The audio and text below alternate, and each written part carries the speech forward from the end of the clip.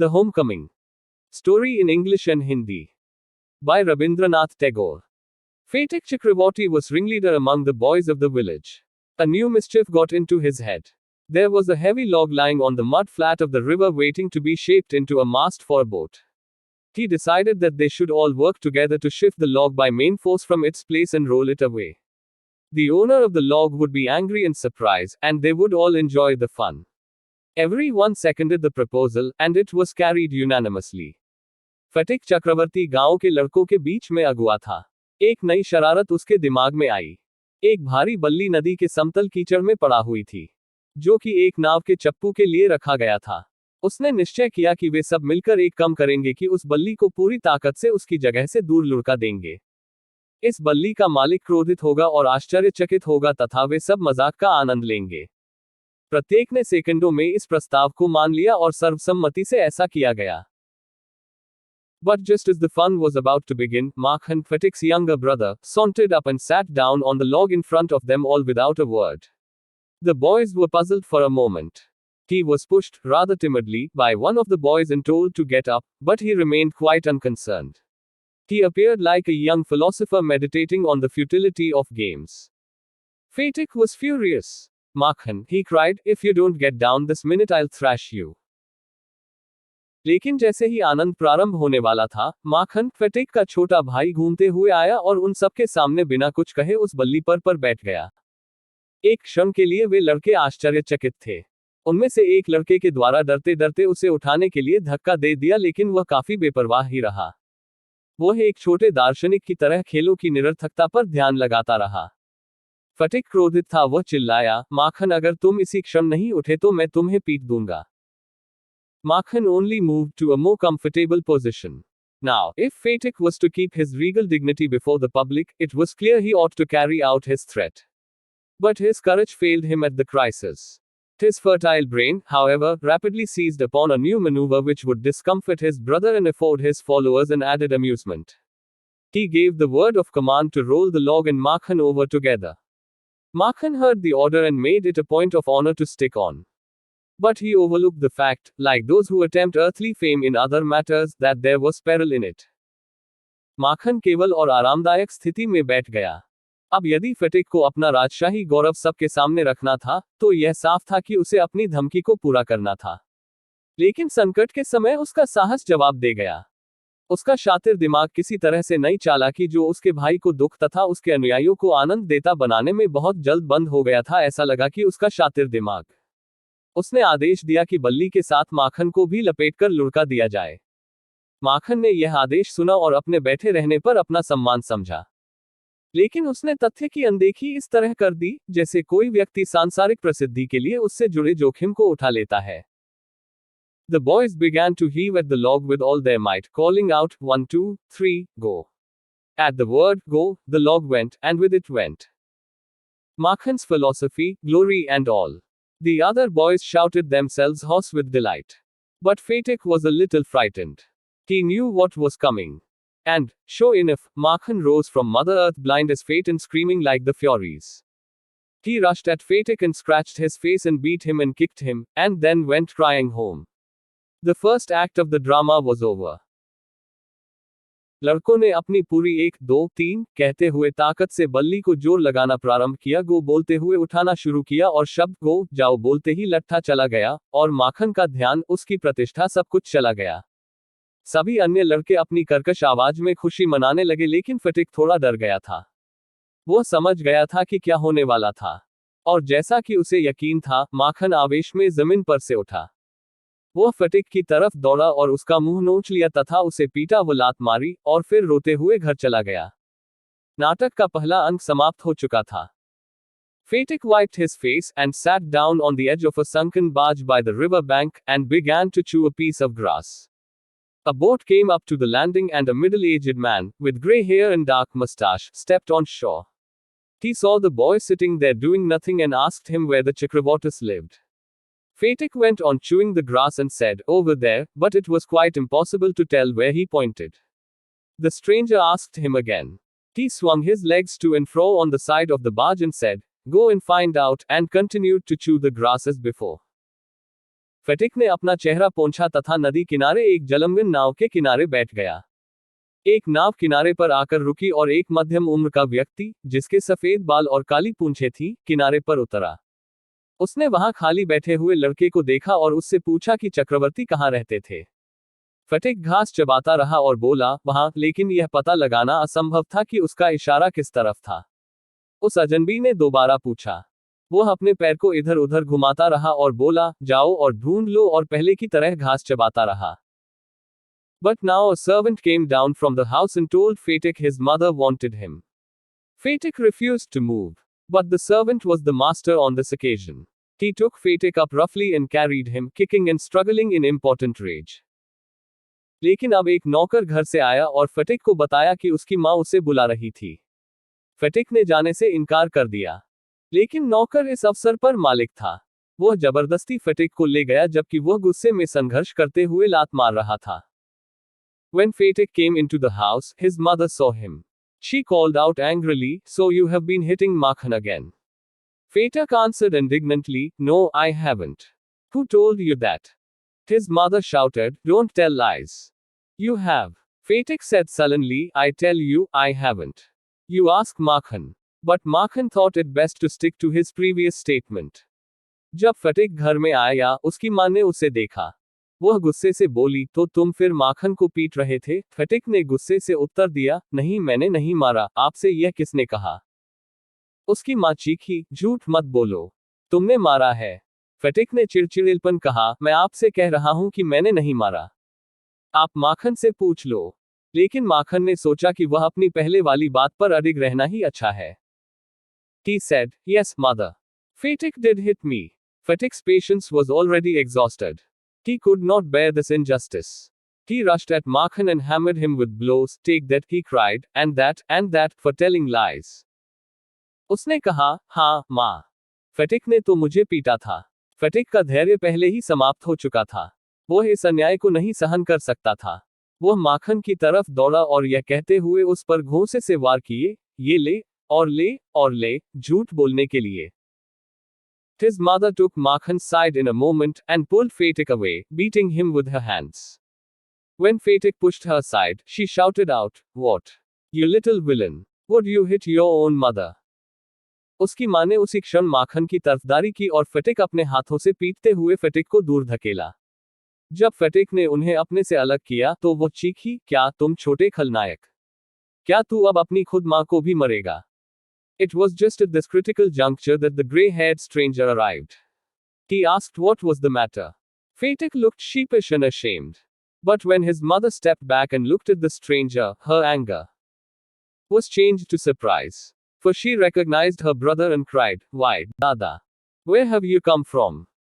उसी जटिल परिस्थिति में एक भूरे बालों वाला अजनबी आ पहुंचा। उसने पूछा कि क्या बात है? फेटिक डरा और शर्म से देखने लगा। लेकिन जब उसकी मां ने पीछे मुड़कर उस अजनबी को देखा तो उनका गुस्सा आश्चर्य में बदल गया, क्योंकि उसने अपने भाई को पहचान लिया था और बोली, क्यों दादा? आप कहां से आए? As she said these words, she bowed to the ground and touched his feet. Her brother had gone away soon after she had married, and he had started business in Bombay. His sister had lost her husband while he was there. Bishambhar had now come back to Calcutta and had at once made inquiries about his sister. He had then hastened to see her as soon as he found out where she was. Single quote. ये शब्द कहते कहते वे जमीन पर झुकी और उनके पैर छुए। जैसे ही उनकी शादी हुई थी उनके भाई चले गए थे और उन्होंने बॉम्बे में अपना व्यवसाय शुरू कर दिया था। जब वे बॉम्बे में थे तो उनकी बहन के पति की मृत्यु हो गई। बिशंभर अब कलकत्ता वापस आ गए थे और तुरंत उन्होंने अपनी बहन के बारे में पता किया। और जैसे ही उन्हें अपनी बहन के बारे में पता चला वे उससे मिलने चले आए थे। The next few days were full of rejoicing. The brother asked after the education of the two boys. He was told by his sister that Fetik was a perpetual nuisance. He was lazy, disobedient, and wild. But Makhan was as good as gold, as quiet as a lamb, and very fond of reading. Bishambhar kindly offered to take Fetik off his sister's hands and educate him with his own children in Calcutta. The widowed mother readily agreed. When his uncle asked Fetik if he would like to go to Calcutta with him, his joy knew no bounds and he said, oh, yes, uncle. in a way that made it quite clear that he meant it. Single quote. अगले कुछ दिन बड़ी प्रसन्नता से बीते। भाई ने दोनों लड़कों की शिक्षा के बारे में पूछा। उसे उसके बहन के द्वारा बताया गया कि फेटिक तो बिल्कुल बेकार है। वह कामचोर, कहना न मानने वाला और उपद्रवी था। लेकिन माखन सोने के समान अच्छा था, वह भेड़ मेमने के समान सज्जन और पढ़ने में मन लगाने वाला था।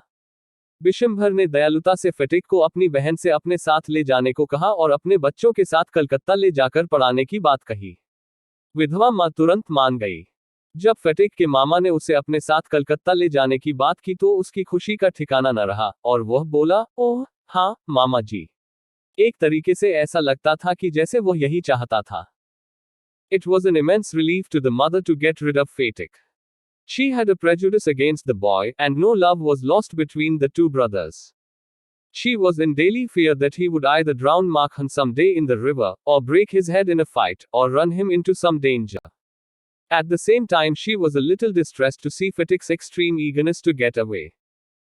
मां के लिए फेटिक से छुटकारा पाना अत्यधिक आरामदायक था। दोनों भाइयों में कोई प्यार न होना उसके मन को क्षति पहुंचाता था।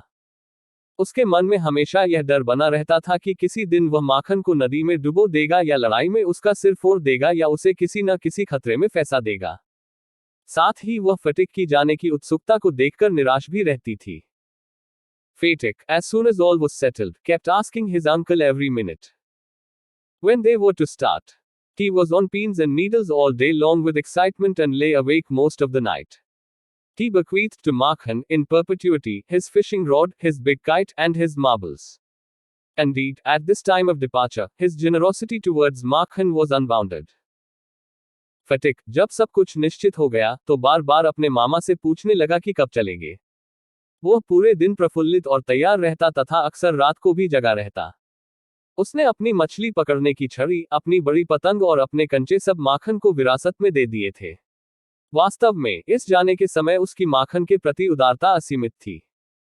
When they reached Calcutta, Fetik made the acquaintance of his aunt for the first time. She was by no means pleased with this unnecessary addition to her family. She found her own 3 boys quite enough to manage without taking any one else. And to bring a village lad of 14 into their midst was terribly upsetting. Bishambar should really have thought twice before committing such an indiscretion. जब वे कलकत्ता पहुंचे तो फेटिक पहली बार अपनी मामी से परिचित किया गया। वह अपने परिवार में अनावश्यक बढ़ोतरी देखकर बिल्कुल भी खुश नहीं थी। वह बड़ी मुश्किल से अपने 3 लड़कों का प्रबंध कर पाती थी। और एक 14 वर्ष के गांव के लड़के का उनके बीच आ जाना बहुत अप्रिय था। बिशंभर को इस तरह का कार्य करने से पहले कम 2 बार सोचना चाहिए था। In this world of human affairs there is no worse nuisance than a boy at the age of 14. He is neither ornamental nor useful. It is impossible to shower affection on him as on a little boy, and he is always getting in the way. If he talks with a childish lisp he is called a baby, and if he answers in a grown-up way he is called impertinent. In fact, any talk at all from him is resented. इस मानवीय संसार के झमेलों में एक लड़का जिसकी उम्र 14 साल हो, इससे बड़ी कोई परेशानी नहीं हो सकती। न तो वह आकर्षक सजावटी होता है, न ही उपयोगी।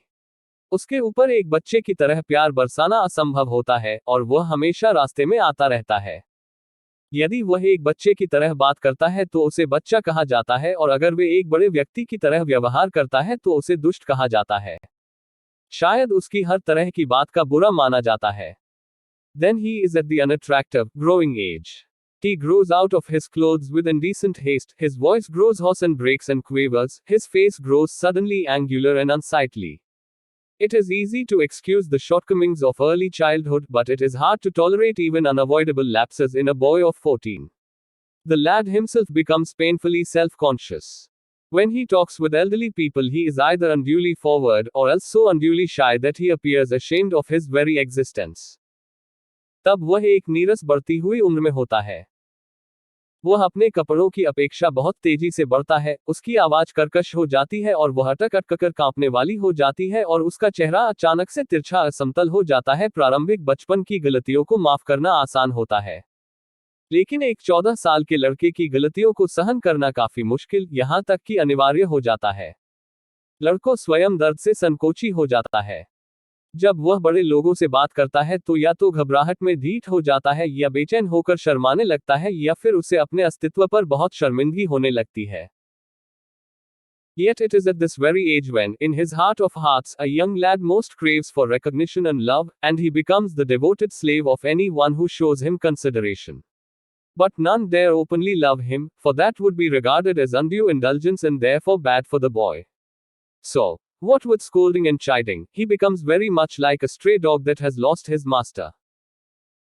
जबकि इस उम्र में उसके दिल में होता है कि उसे प्यार और पहचान मिले और वह उस व्यक्ति का समर्पित दास बन जाता है जो उस पर ध्यान देता है।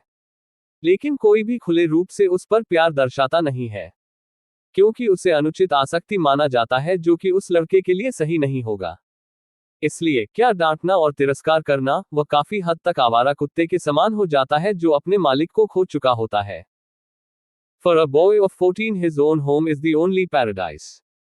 To live in a strange house with strange people is little short of torture, while the height of bliss is to receive the kind looks of women and never to be slighted by them. एक 14 साल के लड़के के लिए उसका खुद का घर एक स्वर्ग के समान होता है। एक अजनबी घर में अजनबियों के साथ रहना एक छोटे से अत्याचार के समान था। किसी स्त्री के द्वारा प्यार से बात या व्यवहार किया जाना परमानंद की चरम सीमा था और उसके द्वारा कभी भी तिरस्कार नहीं किया जाना चाहिए। It was anguish to Fatik to be the unwelcome guest in his aunt's house, despised by this elderly woman and slighted on every occasion. If ever she asked him to do anything for her, he would be so overjoyed that he would overdo it, and then she would tell him not to be so stupid, but to get on with his lessons. यह फेटिक के लिए पीड़ा की दुखद था कि वह अपनी मामी के घर अवांछनीय था। हर मौके पर वह इस बुजुर्ग औरत द्वारा तिरस्कृत किया जाता था। जब भी वह उससे कुछ करने को कहती तो वह इतना खुश हो जाता कि कुछ ज्यादा ही कर देता और फिर भी उसे बताती कि इतने बेवकूफ मत बनो बल्कि अपनी पढ़ाई पर पाठ ध्यान दो। The cramped atmosphere of neglect oppressed Fatik so much that he felt that he could hardly breathe. He wanted to go out into the open country and fill his lungs with fresh air. But there was no open country to go to. Surrounded on all sides by Calcutta houses and walls, he would dream night after night of his village home and long to be back there. He remembered the glorious meadow where he used to fly his kite all day long, the broad river banks where he would wander about the livelong day singing and shouting for joy, the narrow brook where he could go and dive and swim at any time he liked. अपनी मामी के घर में उपेक्षा के तंग वातावरण ने फिटिक पर इतना जुल्म किया कि उसे ऐसा लगता था कि सांस लेना भी मुश्किल है। वह खुले गांव में जाकर अपने फेफड़ों से स्वतंत्र सांस लेना चाहता था, लेकिन वहां कोई खुला गांव नहीं था। कलकत्ता में चारों तरफ दीवारें और घर बने हुए थे। वह हर रात अपने गांव वापस जाने के सपने देखा करता। उसे वह शानदार चरागाह याद आते जहां वह पूरे दिन पतंग उड़ाया करता था, चौड़ा नदी का किनारा जहां वह गाते और चिल्लाते हुए खुशी से पूरा दिन बिताता था, छोटा सकरा झरना जहां वह कभी भी जब वह चाहे डुबकी मार सकता था और तैर सकता था। He thought of his band of boy companions over whom he was despot, and, above all, the memory of that tyrant mother of his, who had such a prejudice against him, occupied him day and night. A kind of physical love like that of animals, a longing to be in the presence of the one who is loved, an inexpressible wistfulness during absence, a silent cry of the inmost heart for the mother, like the lowing of a calf in the twilight. This love, which was almost an animal instinct, agitated the shy, nervous, lean, uncouth and ugly boy. No one could understand it, but it preyed upon his mind continually. उसे अपने समूह के साथी लड़के याद आते जिनमें वह तानाशाह था, और सबसे ज्यादा उसे अपनी आत्ताई माँ की याद आती, जिसने उसके विरुद्ध पक्षपात किया था। यही विचार उसे दिन रात काम में लगाए रहते, परेशान करते रहते। एक तरह का शारीरिक प्रेम जैसा कि जानवरों में होता है, किसी ऐसे के सामने होना जिससे आप प्यार करते हो, किसी के न होने पर न प्रकट करने योग्य उत्कंठा, एक शांत चीख जो दिल से उसकी माँ को याद करती थी, शाम के समय एक बछड़े के सभाने के समान थी। यह प्यार जो कि एक जानवर के रूप में स्वाभाविक था, वे उस शर्मीले, बेचैन, पतले, भद्दे और कुरूप लड़के को उत्तेजित कर देते थे। कोई भी इसे समझ नहीं सकता था, लेकिन उसका दिमाग लगातार इसी का शिकार था या इसी में रमा हुआ था। There was no more backward boy in the whole school than Fatik. He gaped and remained silent when the teacher asked him a question, and like an overladen ass patiently suffered all the blows that came down on his back. When other boys were out at play, he stood wistfully by the window and gazed at the roofs of the distant houses. And if by chance he espied children playing on the open terrace of any roof, his heart would ache with longing. पूरे school में फेटिक से ज्यादा पिछड़ा हुआ कोई लड़का नहीं था।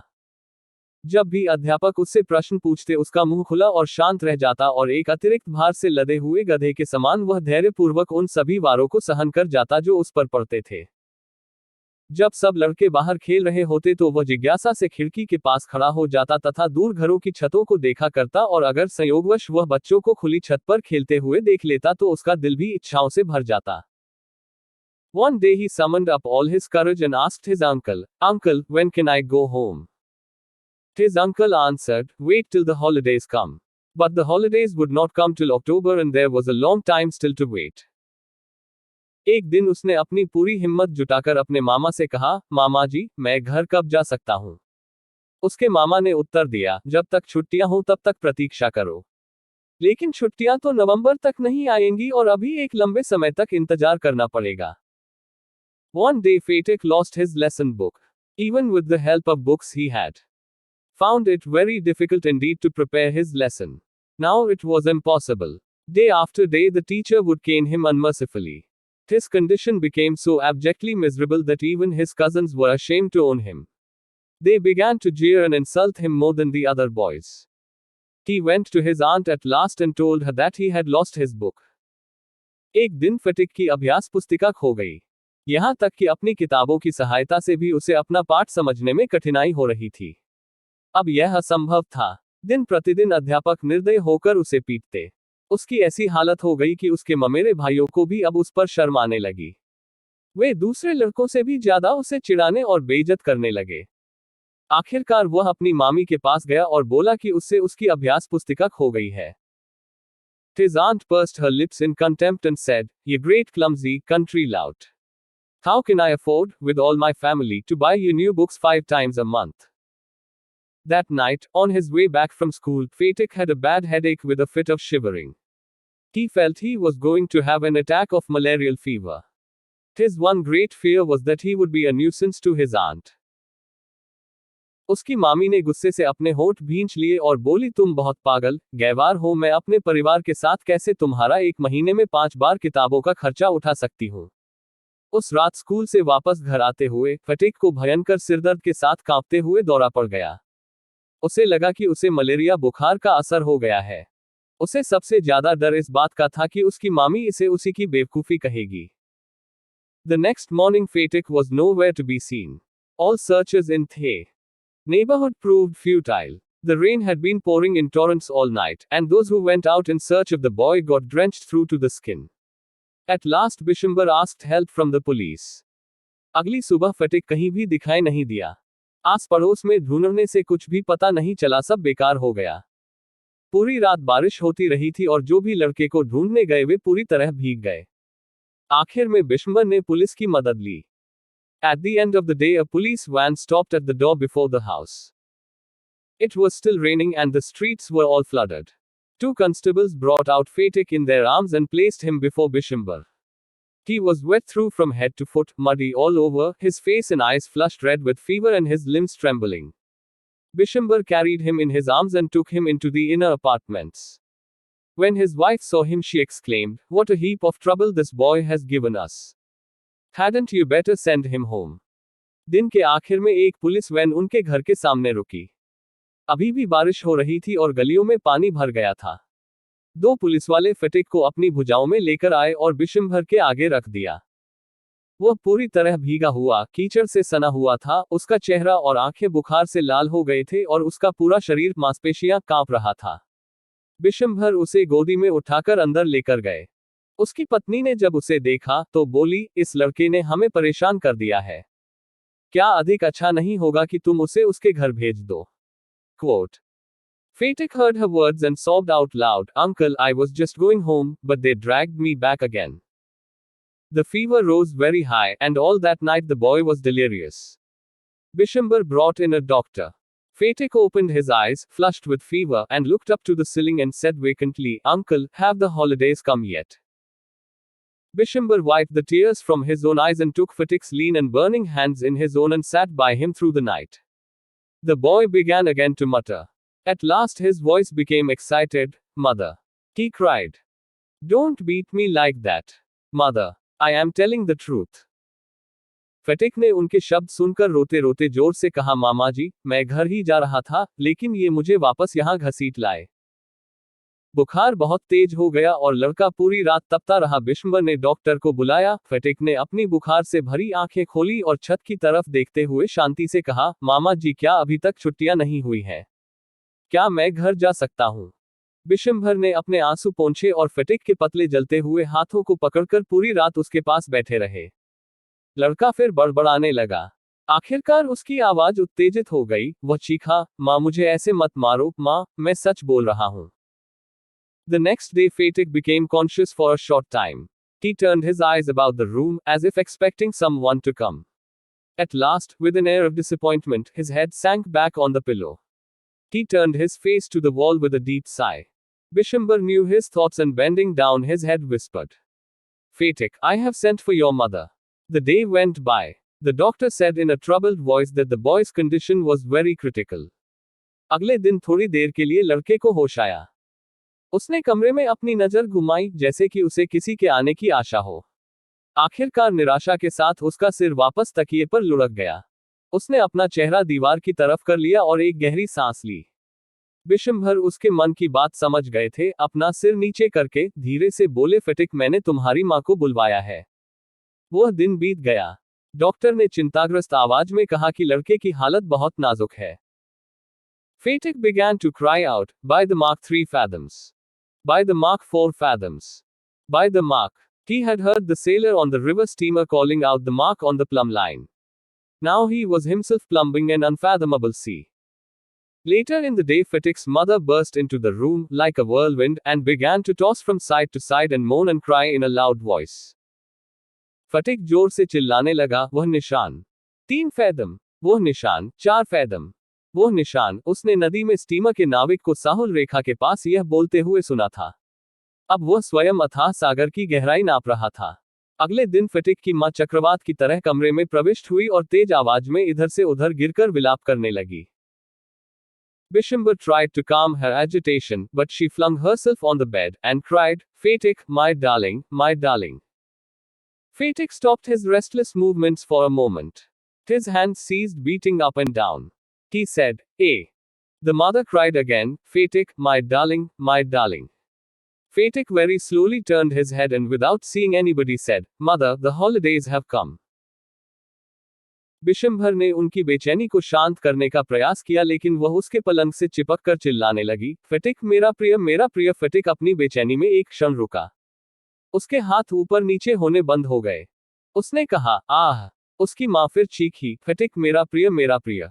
फेटिक ने बहुत धीरे से अपना सिर घुमाया और बिना किसी की तरफ देखे बोला, मां, छुट्टियां आ गई हैं।